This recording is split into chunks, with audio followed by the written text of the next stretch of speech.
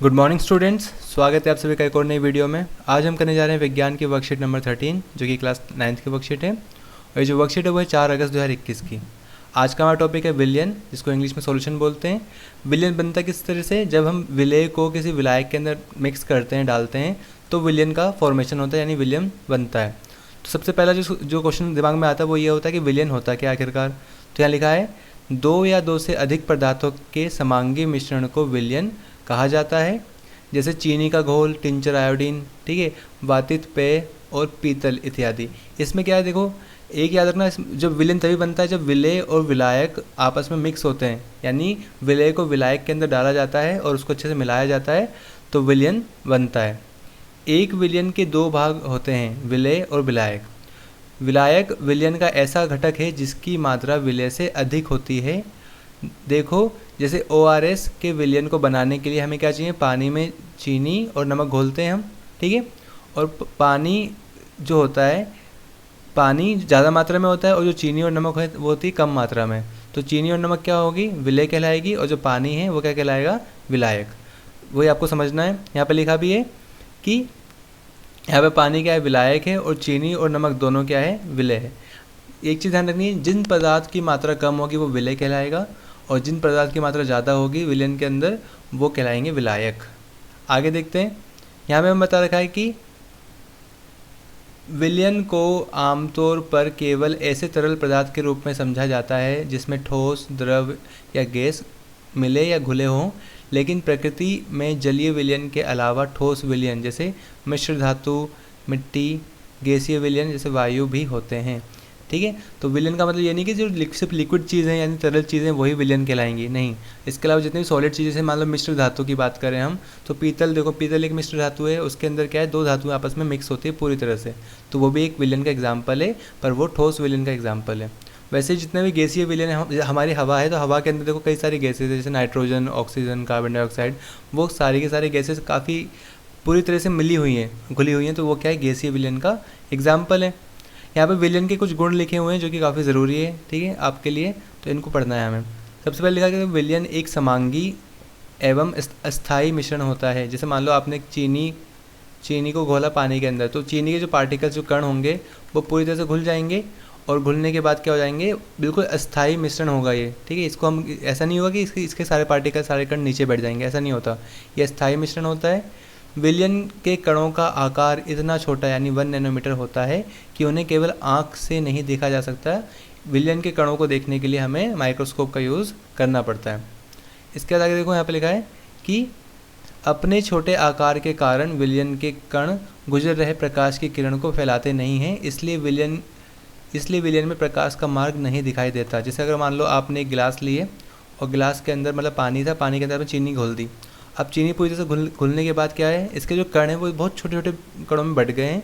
अब अगर यहाँ से आप टॉर्च से लाइट मारोगे तो यहाँ पे आपको प्रकाश नहीं दिखाई देगा, प्रकाश सीधा आपको दूसरी साइड दिखाई देगा, यानी कि यहाँ पे जितने भी जो कण हैं वो प्रकाश को फैलाएंगे नहीं, इसलिए हमें प्रकाश का मार्ग दिखाई नहीं देगा। यहाँ पे एक चीज़ और लिखी है कि विलय कणों के छोटे आकार के कारण उन्हें छानन विधि से विलयन में से अलग नहीं किया जा सकता, क्योंकि इनके कण के आकार इतने छोटे होते हैं, इसलिए छानन विधि होती है उससे हम इसको छान कर अलग नहीं कर सकते। बस इतनी सी बात यहाँ पे लिखी हुई है।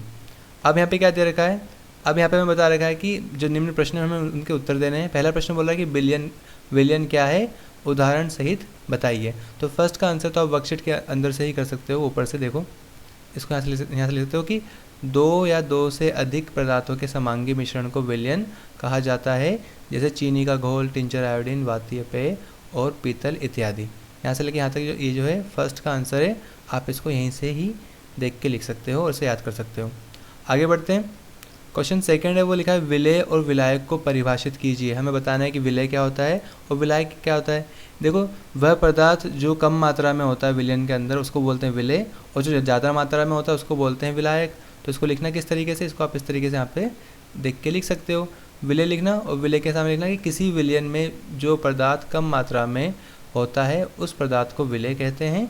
और विलायक की डेफिनेशन लिख देना है, विलायक एक ऐसे पदार्थ को कहते हैं जिसका उपयोग विलयन बनाने में अत्यधिक मात्रा में किया जाता है, ठीक है। सो विलय और विलायक का यहाँ पे आप आंसर इस तरह से दे सकते हैं। अगला क्वेश्चन क्या दे रखा है, इसके बाद हमें अगला क्वेश्चन दिया है कि दिए गए विलयन में से विलय और विलायक की पहचान करनी है हमें, और यह भी उल्लेख करें कि क्या वो ठोस हैं, तरल हैं या गैस हैं। ठीक है, जैसे हवा, दूध एवं पानी, पेप्सी, आर्द्र हवा, समुद्री जल, हवा में प्रदूषक। तो आपको ये बताना है कि इनमें से ये वो ठोस हैं, द्रव हैं या गैस हैं। तो इसको किस तरीके से कर सकते हैं, देखिए इसका आंसर भी आप यहाँ से देख के लिख सकते हैं। पहले हम बात करते हैं हवा की। सो हवा क्या है, हवा के अंदर विलय और विलायक दोनों चीज़ें। तो विलय क्या है, जिसकी जो अमाउंट क्या है कम हो, जैसे मान लो ऑक्सीजन और अन्य गैसें क्या है विलय हैं, और नाइट्रोजन क्या है, सबसे ज़्यादा जो गैस होती है नाइट्रोजन होती है, तो ये क्या है विलायक है। और ये हवा क्या है, कौन सी मतलब किस इसकी स्टेट क्या है, तो लिख दो कि ये गैसीय रूप में है। यहाँ पे लिखा था ना उसने कि यह भी उल्लेख करें कि क्या वे ठोस है, तरल है या गैस है, तो यहाँ लिख दो कि ये सारे के सारे क्या है, गैस है। ठीक है, इस तरीके से यहाँ पे लिख देना है। आगे बढ़ते हैं, दूध एवं पानी की बात करें तो विलय क्या होगा इसके अंदर, पानी, क्योंकि कम मात्रा में पानी होता है, और विलायक क्या होगा, दूध। और ये क्या है, तरल है, तो यहाँ पे तरल लिख देंगे। ठीक है, आगे बढ़ते हैं, पेप्सी दे रखा है। तो पेप्सी याद रखना, पेप्सी के अंदर कार्बन डाइऑक्साइड, शुगर और इसके अलावा कैफीन भी होती है, पर यहाँ पे विलय की हम बात करें तो कम मात्रा में होती है कार्बन डाइऑक्साइड, और उसको घोलते किसके अंदर है, विलायक क्या होता है, पानी। और पेप्सी क्या होती है, तरल पदार्थ होती है, तो यहाँ पे तरल लिख दोगे। ठीक है, आगे आते हैं, आगे लिखा है आर्द्र हवा। ठीक है, अब आर्द्र हवा की हम बात करें तो उसमें विलय क्या होगा, पानी। देखो आर्द्र हवा कब बनती है, जब हवा के अंदर पानी के छोटे छोटे क्या होते हैं, पार्टिकल्स होते हैं। आप इस यहाँ पे पानी लिख सकते हो, या तो यहाँ पे लिख सकते हो जल वाष्प, जल की जो वाष्प होती है ना, यहाँ पे इसको इस तरह से लिख सकते हो कि जल वाष्प यानी वाटर वेपर भी क्या हो सकते हैं, विलय होंगे उसके, और घुले किसके अंदर होते हैं, वो हवा के अंदर। तो आर्द्र हवा होते किस रूप में, गैस के रूप में होती है, तो यहाँ लिख देना गैस। आगे है समुद्री जल। तो समुद्री जल में विलय क्या होता है, जो कम अमाउंट में होता है वो होता है नमक, और घुलना किसके अंदर है, जल के अंदर, यानी नमक को जल के अंदर घोलते हैं तो समुद्री जल बनता है। अब ये समुद्री जल कौन सा उसका स्टेट है, इसकी जो स्टेट है वो है तरल, यानी तरल रूप में होता है, इसकी अवस्था क्या है, तरल है। हवा में प्रदूषक की बात करें तो हवा में प्रदूषक में जो विलय होगा वो क्या होंगे, प्रदूषक कण होंगे, और विलायक क्या होगी, हवा। और जो हवा के प्रदूषक जो होते हैं हम अगर देखते हैं तो वो क्या होता है, गैस के रूप में होते हैं। ठीक है, इतने छोटे होते हैं कि हमें दिखाई नहीं देते, तो यहाँ पे गैस लिख देना। आगे देख सकते हो आप, ये तो इतना हो गया।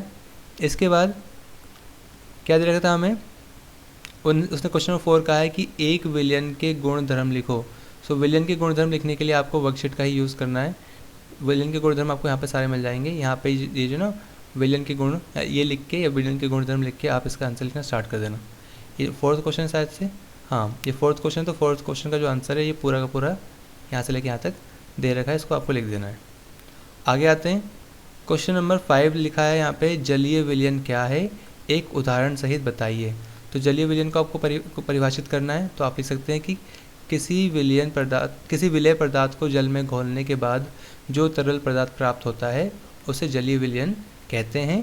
सोडा जल एक जलीय विलयन का उदाहरण है। इसके अलावा आप चीनी का पानी भी लिख सकते थे, वो भी क्या है, एक जलीय विलयन का उदाहरण है। चीनी का पानी, नमक का पानी, नींबू रस, वो सब के सब क्या है, जलीय विलयन के एग्जाम्पल है, उदाहरण है। तो इस तरह से आपकी जो वर्कशीट थी, ये जो विलयन वाली, वो कंप्लीट होती है। ठीक है, अगर फिर भी आपको कोई डाउट है तो आप कमेंट सेक्शन में पूछ सकते हैं। वीडियो अगर पसंद आए तो वीडियो को लाइक करना और ज़्यादा से ज़्यादा दोस्तों के साथ शेयर करना।